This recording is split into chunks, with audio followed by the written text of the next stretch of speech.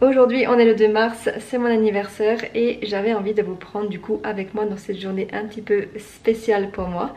Et ce qui est cool c'est que du coup je suis en télétravail, donc ça c'est vraiment cool. Parce que comme ça je vais pouvoir vous filmer un peu plus de choses que si j'étais du coup au boulot, parce qu'au boulot je ne peux bien sûr pas filmer. Aujourd'hui il fait vachement beau, dehors c'est le ciel bleu et il commence à faire vraiment très chaud, donc ça c'est vraiment cool, enfin très chaud. Il fait genre 12-13 degrés, donc c'est vraiment cool par rapport à l'hiver. Parce que l'hiver, on en a marre.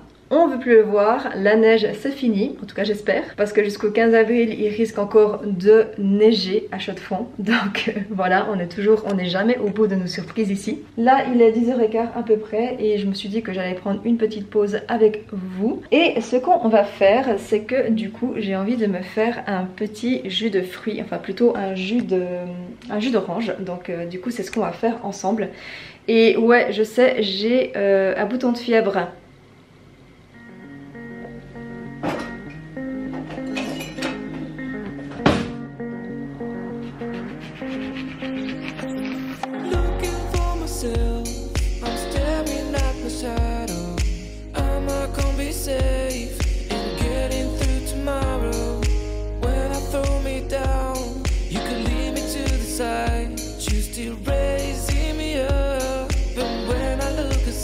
Désolée pour cette lumière, mais je vais profiter du coup d'aller un petit coup dehors pour profiter du soleil. Oh, il fait pas hyper chaud. Je vais quand même prendre mon attel pour checker l'heure parce que j'ai que 15 minutes de pause, pas plus, et du coup il faut pas que je me bouffe avec l'heure. Franchement, si vous avez l'habitude de boire du jus d'orange en bouteille que vous achetez déjà à la Coop ou à la Migros, déjà tout fait, et franchement arrêtez tout de suite parce que ça prend vraiment 2 minutes d'acheter des oranges, d'utiliser une machine et de juste presser son orange, et franchement on voit vraiment la différence. Et c'est là en fait qu'on remarque à quel point les jus d'orange sont hyper sucrés, mais abusés. Franchement vous sentez tellement que c'est... Enfin franchement c'est vraiment mais pas du tout comparable. Il fait vraiment trop beau. Attendez, je vais vous montrer.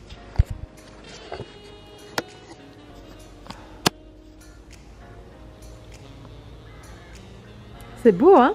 Là c'est mon petit compost, enfin plutôt mon grand compost que j'avais acheté chez Landy. Et ici on a le petit compost au bord de la fenêtre. Plusieurs fois par semaine, peut-être 1 ou 2 fois par semaine, je vais l'amener juste là-bas.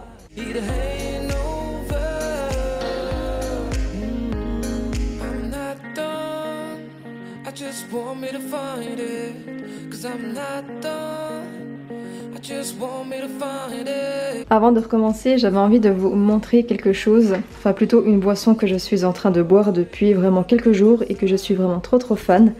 Donc c'est en fait ma mère qui m'a donné, c'est un mélange, c'est comme en fait un mélange de thé qui s'appelle Bora Bora aux fruits. Et vous mettez en fait dans de l'eau, tout simplement. Moi j'ai également mis une cuillère à soupe de xylitol, j'ai mis à peu près un peu plus d'une cuillère à soupe.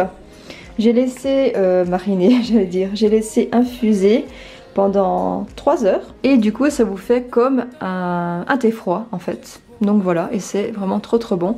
Du coup vous mettez directement ça dedans. Oula, je vais faire tout tomber.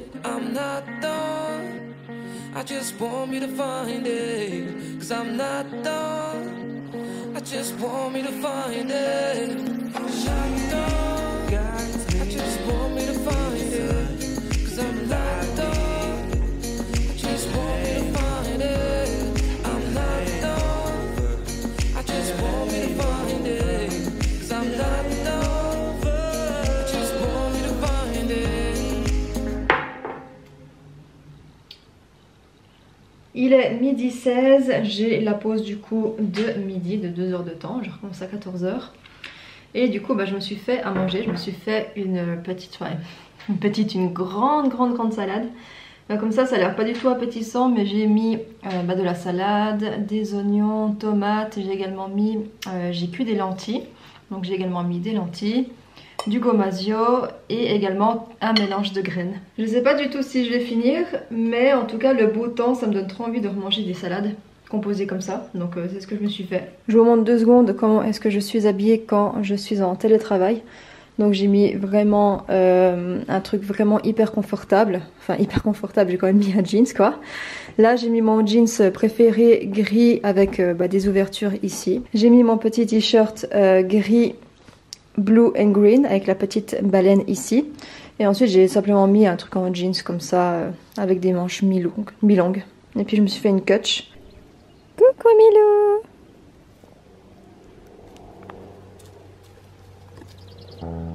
Viens!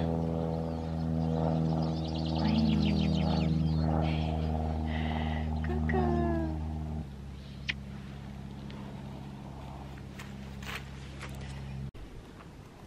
Coucou les chevaux! Coucou! Coucou!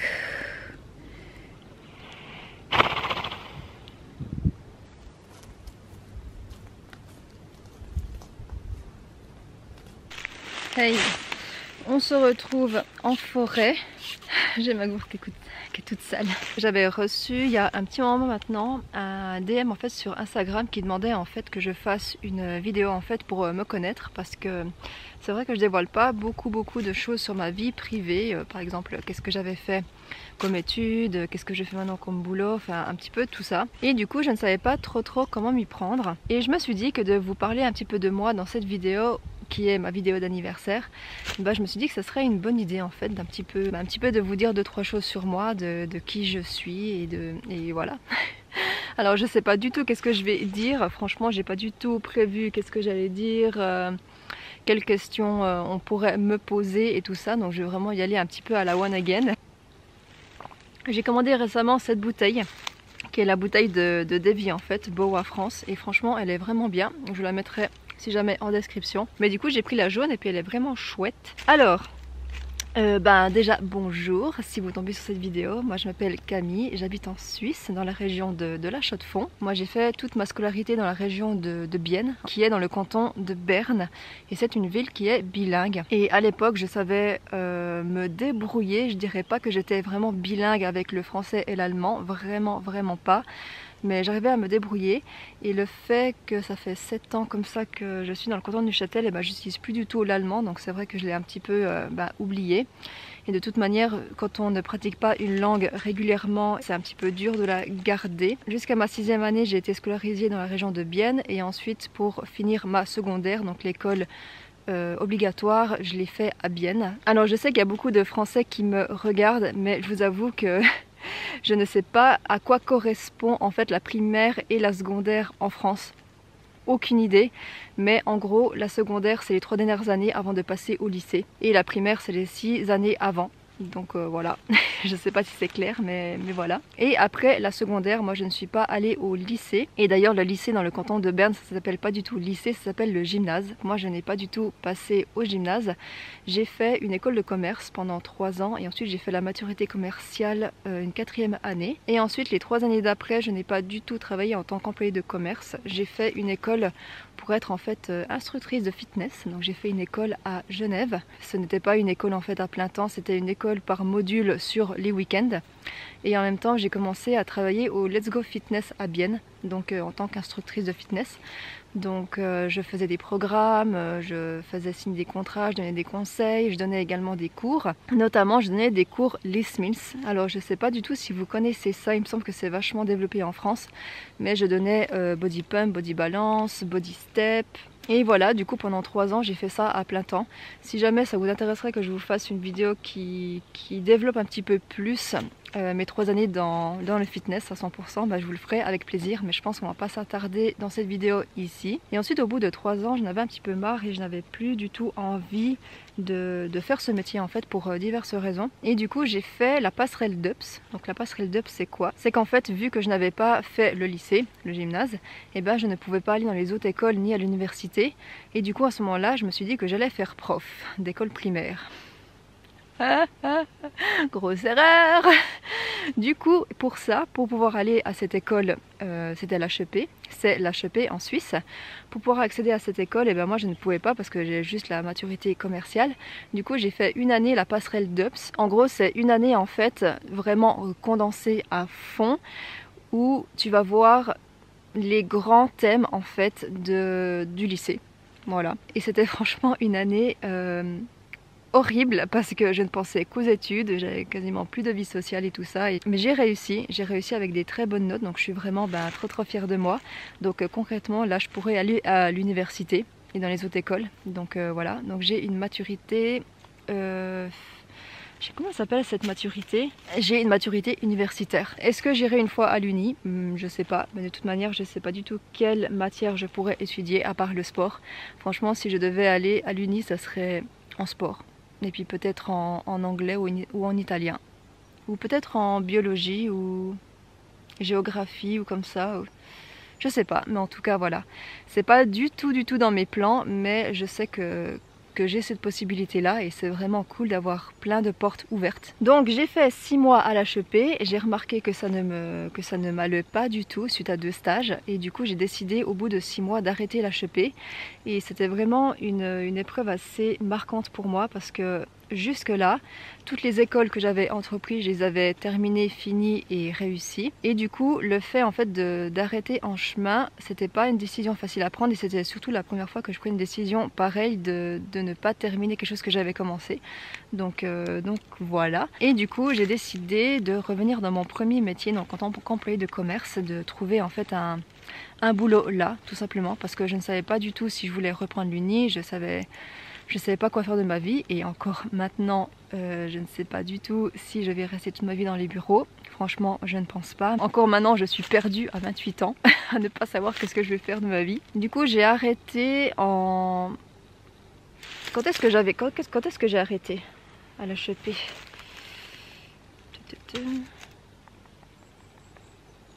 Yes, c'était en janvier 2018, voilà. Je me tourne juste de côté parce que je commence à avoir mal à l'épaule. Du coup, en janvier 2018, j'ai décidé d'arrêter l'HEP. Et du coup, pendant quelques mois, j'ai travaillé au fitness en attendant de trouver une place en tant qu'employé de commerce. Et je l'ai trouvé et j'ai commencé le 1er avril 2018 à travailler pour une entreprise en fait de soins à domicile à Chaux-de-Fonds. Et à côté, je continue de donner des cours le week-end au Let's Go Fitness du coup à Chaux-de-Fonds. Donc voilà, j'ai 2 travails.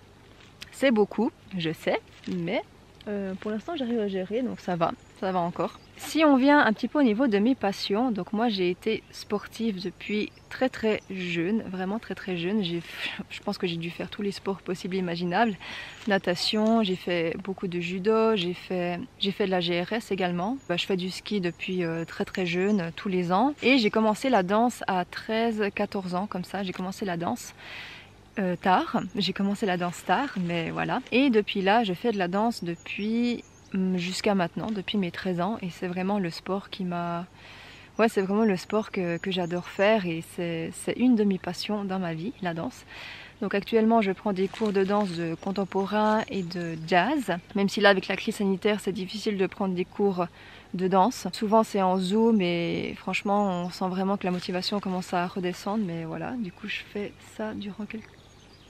Je crois que j'ai vu passer un chat ou un chien. Si c'est un chien, je pense qu'il doit y avoir un promeneur pas loin. Et je ne suis pas sûre d'assumer le fait qu'il me voit en train de me filmer. Je fais également du fitness, bien sûr quand c'est ouvert parce que là c'est fermé depuis fin octobre. En été, j'aime bien aller à la piste Vita, un petit peu courir, un petit peu faire des exercices de musculation. Et j'aime bien également aller nager de temps en temps. Et pendant longtemps, quand j'étais jeune, j'ai pris des cours de piano pendant, je pense, bien 8 ans.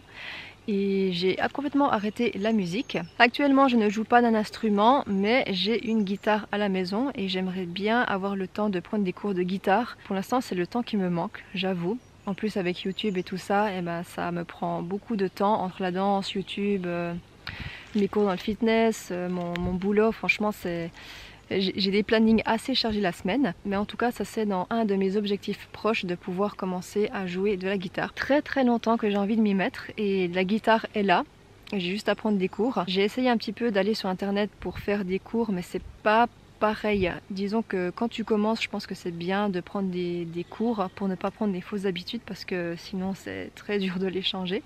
Donc voilà, donc quand j'aurai plus de temps, j'aimerais bien prendre des cours de guitare, mais ça c'est pas dans le mois à venir, mais si j'arrive à faire ça, à commencer cette année, franchement, ça serait vraiment très cool. Sinon, je suis née le 2 mars, voilà, 1993, donc j'ai 28 ans aujourd'hui. Et le meilleur moment de ma journée, c'est le moment où je vais me coucher.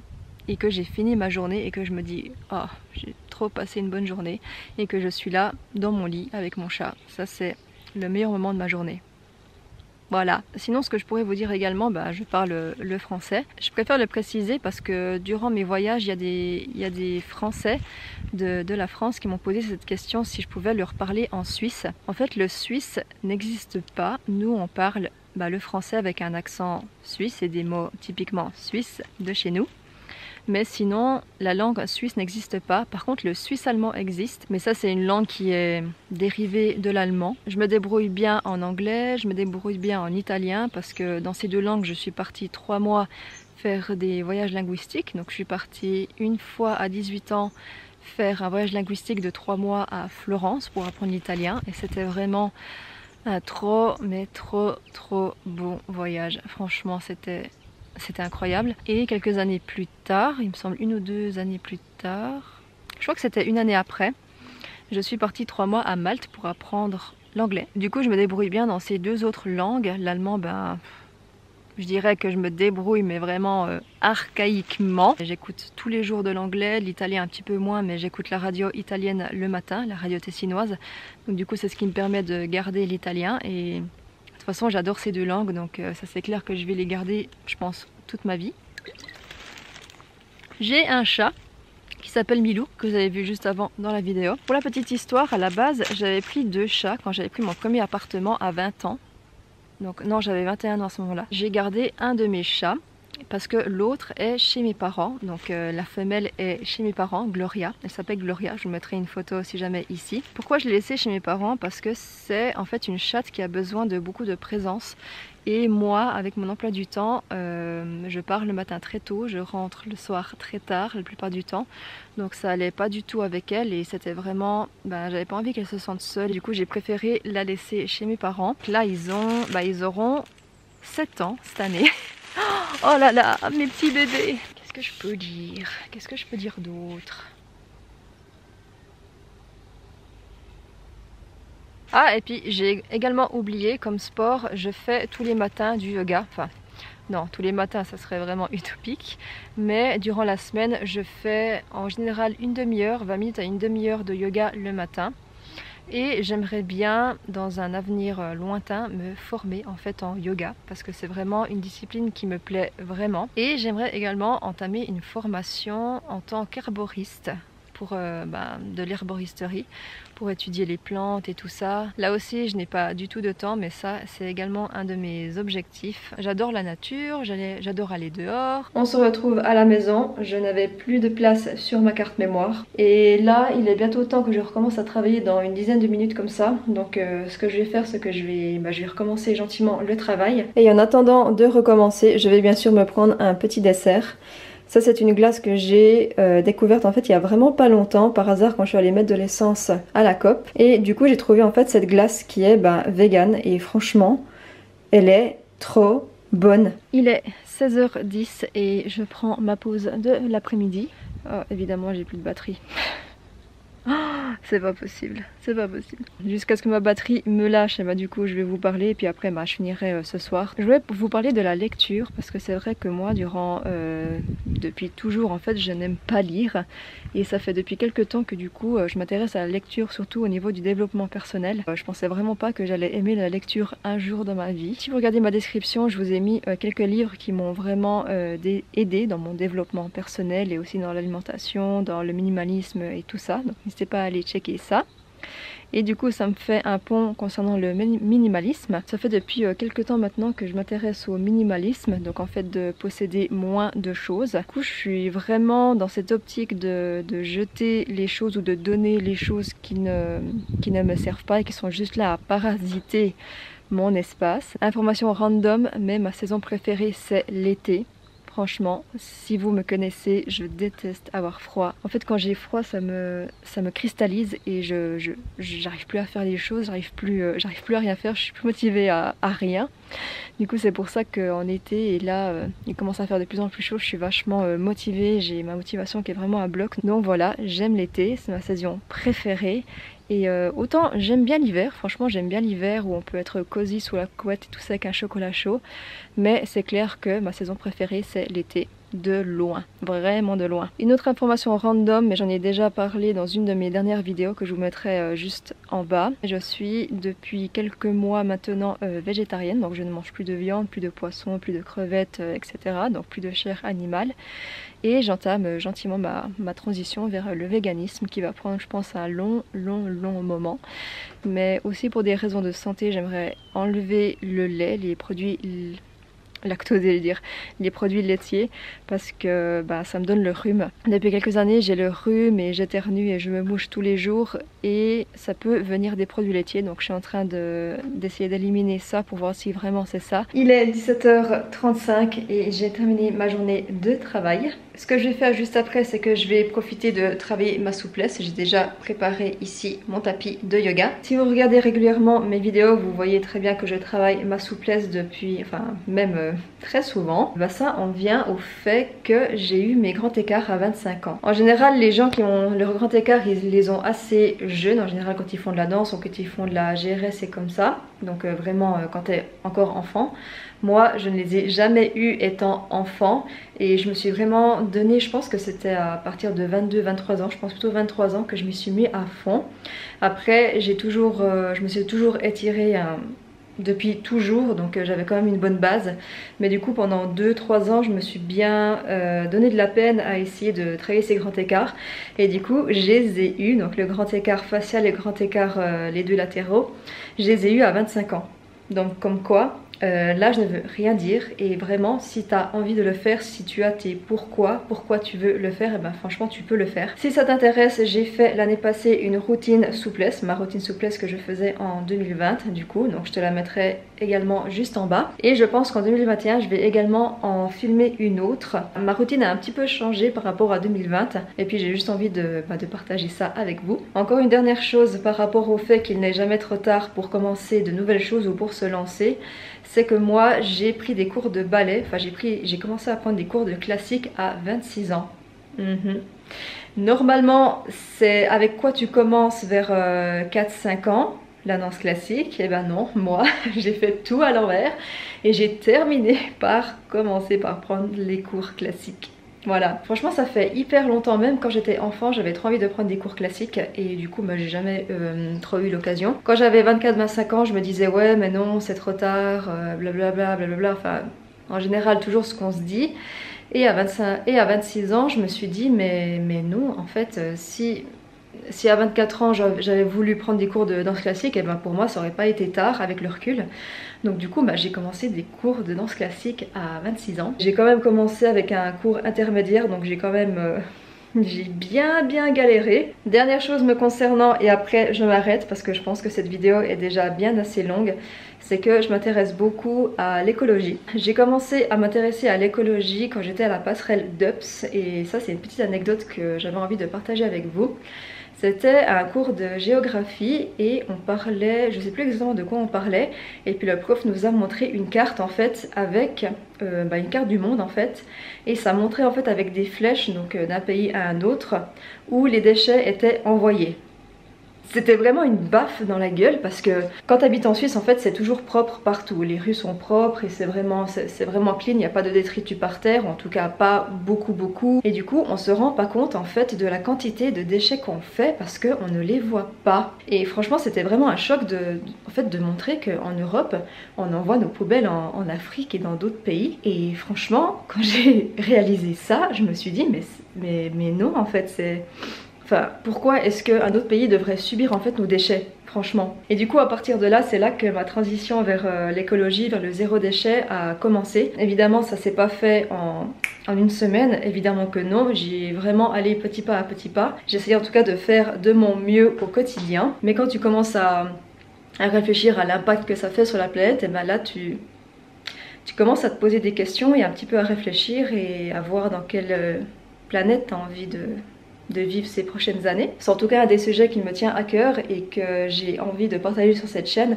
C'est aussi une des raisons pourquoi j'ai commencé YouTube, parce que j'avais envie de partager un petit peu mes petites connaissances que j'ai et de mon vécu sur les choses et sur l'écologie et tout ça. Voilà, pour essayer de sensibiliser le plus de monde et que la nature ne reprenne pas le pouvoir sur nous, parce que clairement c'est ce qui va commencer à se passer si on n'ouvre pas les yeux. Bref, du coup, on va clore sur ça. En tout cas, moi, je te remercie beaucoup d'avoir regardé la vidéo jusqu'au bout. Et franchement, ça m'a trop fait plaisir de passer mon anniversaire avec vous. Si cette vidéo t'a intéressé, moi, je t'invite à mettre un petit j'aime, à t'abonner à la chaîne si tu as envie de revoir ma tête. Nous, on se voit mercredi prochain. Et moi, je vous dis une bonne journée ou une bonne soirée. Bye bye!